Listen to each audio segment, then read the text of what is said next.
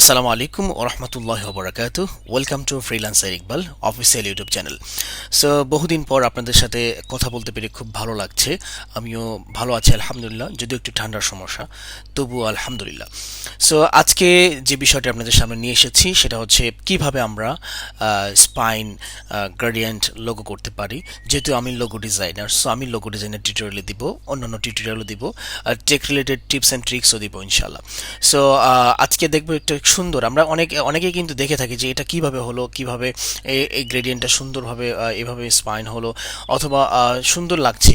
So আপনারা থাম্বনেইলে যে পিকচারটি দেখেছেন, ঠিক আমরা ওটাই তৈরি করব। সো কিভাবে তৈরি করতে হয় আমরা দেখি। তো সময় ওয়াস্ট না করে চলুন শুরু করি।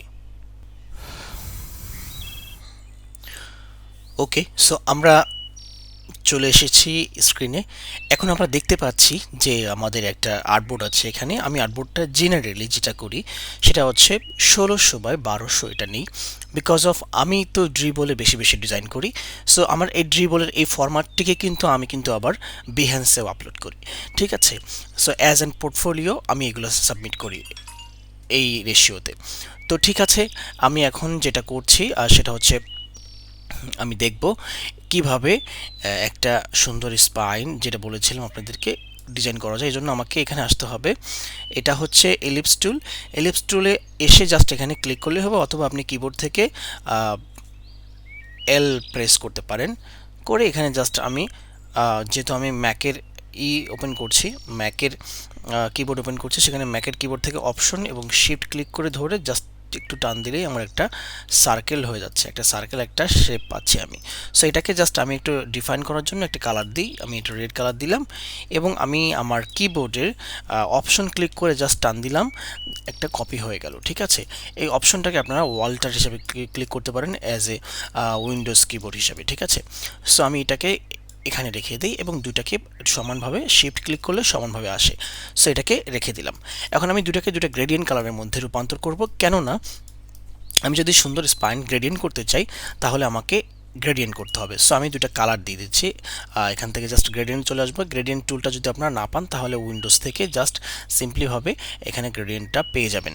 আমার এখানে টিক চিহ্ন দেওয়া আছে, সেজন্য কিন্তু আমার এখানে রয়েছে। যদি আপনারা শর্টকাট করতেছেন কিবোর্ড থেকে তাহলে কিবোর্ডের F9 এখানে আছে, অ্যাপল কিবোর্ডে আপনি আপনার উইন্ডোজে দেখে নিতে পারেন। সো ওকে, সো আমি এখানে একটা কালার দিচ্ছি। ধরেন যে আমি এখানে হোয়াইট কালারটা রাখছি, পাশাপাশি আমি এখানে একটা অন্য কালার দেবো, ধরুন পিঙ্ক কালারটা আমি দিলাম। আচ্ছা, এই দুইটা কালারই থাকে এখানে। আর এটাকে একটু হালকা আমি মডিফাই করে দিই কালারটা, আমি জাস্ট কালারের লোকেশনটা একটু চেঞ্জ করে দিলাম। এটাকে আমি জাস্ট এটা থেকে কপি করে নিয়ে এটাকে আমি কালারটা চেঞ্জ করে দিতে পারি। সো হোয়াইটটাকে আমি আর হোয়াইট রাখবো না, হোয়াইটটাকে আমি একটু সায়ানি করে দিব, আর এখানে পিঙ্কটাকে আমি ব্লু করে দিই। সো এই দুটার সাথে একটু মিক্সিং করি। এখানে ব্লু না দিয়ে একটু আমি গ্রিন টাইপের দিতে পারি, লাইক এরকম টাইপের। ওকে, যেহেতু গ্রিন এবং পিঙ্কের মধ্যে একটা সম্পর্ক আছে কালারের সাইকোলজিতে, সো এটা করি। এখন এই দুটাকে আমি সিলেক্ট করব, ঠিক আছে। আমাকে এই দুইটা শেপকে সিলেক্ট করতে হবে। করার পরে আমরা এখানে দেখতে পাচ্ছি এখানে একটা টুল আছে, যে টুলের নামটা হচ্ছে ব্লেন্ড টুল। সো ব্লেন্ড টুল আপনি শর্টকাট করতে হলে ডব্লিউ চাপবেন, তাহলে কিবোর্ড থেকে ডব্লিউ ক্লিক করলে কিন্তু আপনি পেয়ে যাচ্ছেন। এখন এখানে দেখাচ্ছে, দেখেন কিভাবে এটাকে বানায়, মেকিং করে। সো এটা সুন্দরভাবে বোঝাচ্ছে। সো এটা কিন্তু খুবই ইজি, হ্যাঁ। সো আমি দুটাকে সিলেক্ট করেছি। এখন আমি এই ব্লেন্ড টুলটাকে ডাবল ক্লিক করি, এটা শর্টকাট। সো ডাবল ক্লিক করার পরে আমি একটু এখানে আছে স্মুথ কালার। সো স্মুথ কালারটা না দিয়ে আমি স্পেসিফাইড কালারে দিব, এবং এটাকে অলরেডি আমার সিলেক্ট করা ছিল তাই চলে আসছে। এখানে আপনাদের স্মুথ কালার থাকবে, জাস্ট আপনি এখানে গিয়ে স্পেসিফাইড স্টেপস এখানে ক্লিক করবেন। এখানে 8 দেওয়া আছে, সো আমি এখানে 50 দিব, ঠিক আছে। 50 দিলে কি হবে, এই দুটা কালার সমান সমান লেগে যাবে।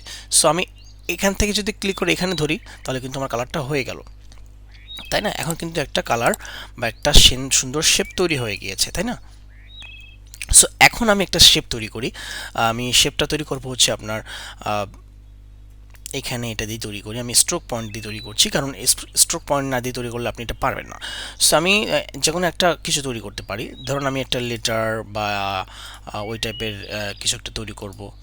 ধরেন আমি এটাকে ডাবল ক্লিক করিয়ে দেন এখানে ওকে এভাবে নিয়ে জাস্ট ধরি অ্যান্ড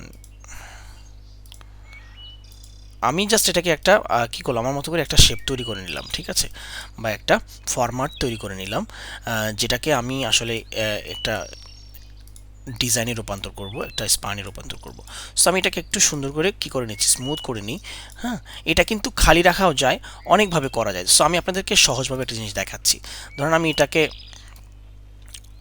এভাবেই রাখি। হ্যাঁ, ওকে, এটা একটা আমরা এ ধরতে পারি। হ্যাঁ, একটা লেটার এ ধরতে পারি। আমি এটাকে আবার একটু সুন্দর করে নেওয়া যাবে, সমস্যা নাই। সো একটু একটু একটু ওয়েট। সো আমি এটাকে একটু স্মুথ করে নিতে পারি। ওকে, সো দেখতে পাচ্ছেন এখন কিন্তু আমরা একেবারে কাছাকাছি চলে এসেছি। সো এই দুটাকে একটু কাছাকাছি নিয়ে আসি, বা একটু মহব্বত বাড়িয়ে দিই, তাই না? সো এই দুটাকে একটু অ্যালাইন করে নিলাম। আপনি নিতেও পারেন, নাও নিতে পারেন, এটা কোনো প্রবলেম না। সো এই দুটাকে আমি ধরলাম, ধরার পরে জাস্ট আমরা অবজেক্টে যাব। এখানে দেখেন উপরে কিন্তু অনেকগুলো মেনু বার আছে। সো অবজেক্ট থেকে আমি জাস্ট চলে যাব হচ্ছে এখানে কই গেল, ব্লেন্ডে।